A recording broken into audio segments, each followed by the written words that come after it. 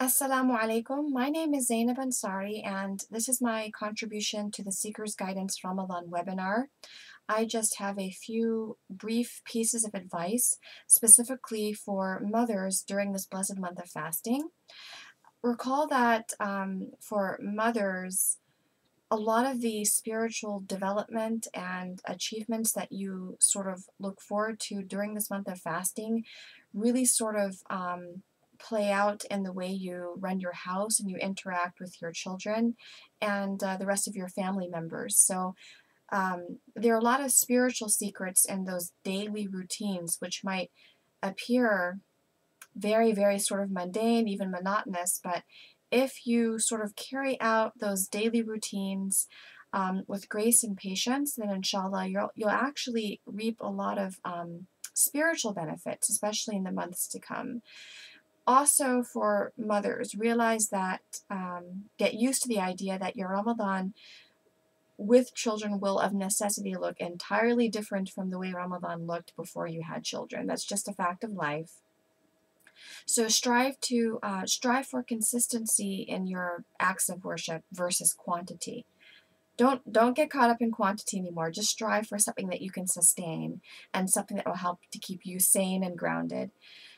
Try to put aside some time for yourself. That doesn't change. I mean, you need to put aside some time for yourself. That's why keeping your children on a schedule is really important. Bedtime for those children is really important so that you can either do something after Isha or after Fajr, since you're obviously praying Fajr at the beginning of its time, since you're getting everyone up for suhoor.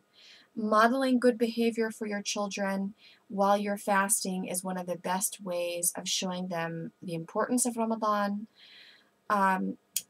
Also, just some practical advice to help you free up as much time as possible to be with your children, so that you can set aside time to read some Qur'an and to do some things that are really more meaningful than the day-to-day grind. Try to stock up on groceries as much as you can. Cook in large quantities. This will stretch your food dollar and free you up from having to cook every night. So get used to eating leftovers. In some of our Muslim cultures, there's this idea that you can't eat leftover food. Try and get beyond that. Leftovers have really been a saving grace for me during the month of Ramadan, because it really makes you appreciate the food that you have, and then you're not really obsessing over, okay, what am I going to eat tonight? Ramadan is not the time to try out new recipes or to do lavish entertaining. Definitely feed people, but it can be as simple as giving someone some dates, for example. Keep meals basic. Be grateful that you have a wide range of possibilities to choose from when you open your refrigerator and your pantry, because millions of Muslims the world over, especially in Somalia and East Africa, don't have that. They don't have refrigerators, they don't have pantries, they don't have homes, they don't have food, they don't have water. So Ramadan is not the time to be thinking about what we're going to have in the next iftar party. I've been in situations where people are piling food up on their kids' plates and that food's going in the trash. That's a sin. So as much as possible, maximize all food usage during Ramadan so that nothing is wasted, and try to stretch that food as much as possible. And be charitable during this month, whether you're donating to Muslims overseas or Muslims in your local community. Like I said, something as simple as sharing some dates with someone, bringing water to the iftar. Another thing that you can do is have your children go through their clothing and their toys and pick out things that are in good condition and donate those things. That'll help them to understand that Ramadan is a month of sadaqah, but they see it in a really tangible way that they can relate to. Constructing a socially meaningful Ramadan consists in creating and establishing family traditions, very important for minority Muslim communities in the West. Understand, though, that these traditions will change and evolve as your children grow older. What toddlers can do is going to be obviously very different from what children can do, say, when they're school age or you've got teenagers. But do things that in small ways help to convey to your children the importance of Ramadan, why we fast, how everything we do is ultimately for the sake of God. Organize with other mothers to do Ramadan activities. Alhamdulillah, there's a great group of sisters where I live that have organized Ramadan activities at local libraries during the day and at mosques and Islamic centers in the evening, involving storytelling and arts and crafts and just fun things that the children can relate to make Ramadan special. Another thing that some sisters are doing where I live is that they're doing things for the moms, but alhamdulillah, they have childcare at these events so that the mothers can sort of focus on the things that are going on, whether it's reading Quran or sharing their thoughts with other mothers during a halaqah, for example. So connect with other moms because you have to understand that nothing's going to happen unless mothers get up and make these things happen.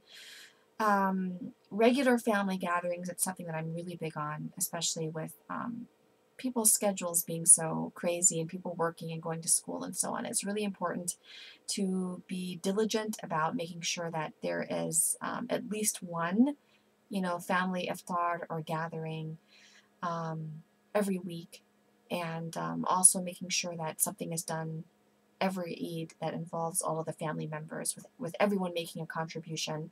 That really helps to sort of create those strong family ties.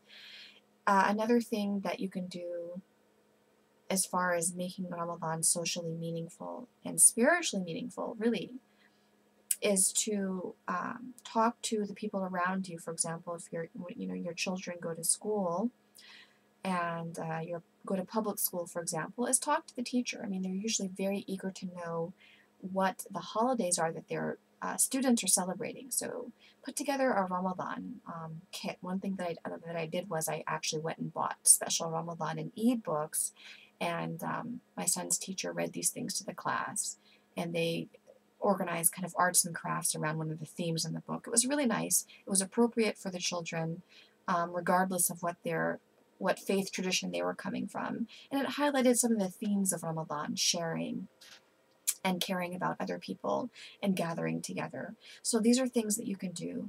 As far as the masjid is concerned, I think it's important to take older children to the masjid during this time, show them how the people gather for the prayer and for the iftar. Now for younger children, some of you might disagree with me, but I don't think that they should go to the masjid unless the masjid has a designated area for the children to play and structured activities. And bedtime is really important for young children. Try not to fall out of your routine during Ramadan. If anything, I would suggest that maybe you and your husband trade off, and one person goes to the masjid one night and another person goes to the masjid the other night, because it's not really a good thing to have those kids up so late while people are making tarawih, because they get restless, they get cranky, they get tired, they're making noise, they're disrupting the other worshipers, and that's not fair. So I think as much as possible for young children, the emphasis should be on the parents doing things at home rather than taking them to the masjid. Unless your kids are just exceptionally well behaved, which is very unusual. At a certain age, it's unfair to expect children to be quiet and still.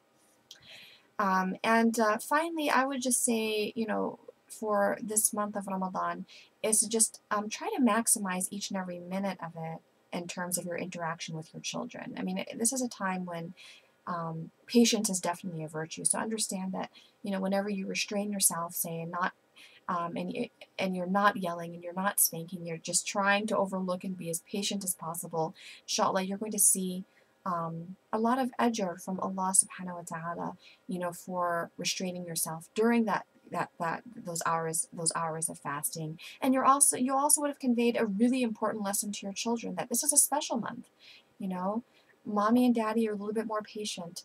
They're a little bit more cooled out, and that's a good thing for your kids to see. So I hope everybody has a beautiful remainder of Ramadan, and especially those last 10 days. Assalamu alaikum wa rahmatullahi wa barakatuh.